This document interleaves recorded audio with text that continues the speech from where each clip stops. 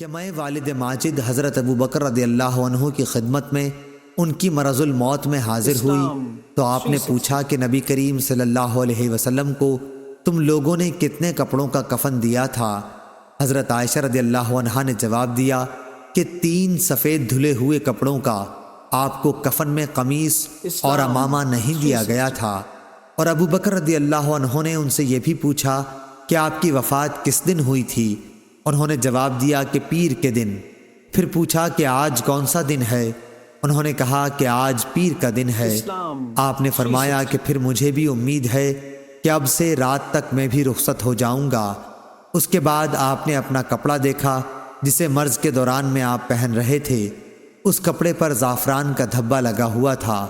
آپ نے فرمایا میرے اس کپڑے کو دھو لینا اور اس کے ساتھ 2 اور ملا لینا، پھر مجھے کفن انہی کا دینا۔ میں نے کہا کہ یہ تو پرانا ہے۔ فرمایا کہ زندہ آدمی نئے کا مردے سے زیادہ مستحق ہے، یہ تو پیپ اور خون کی نظر ہو جائے گا۔ پھر منگل کی رات کا کچھ حصہ گزرنے پر آپ کا انتقال ہوا اور صبح ہونے سے پہلے آپ کو دفن کیا گیا۔ صحیح بخاری حدیث نمبر 1387۔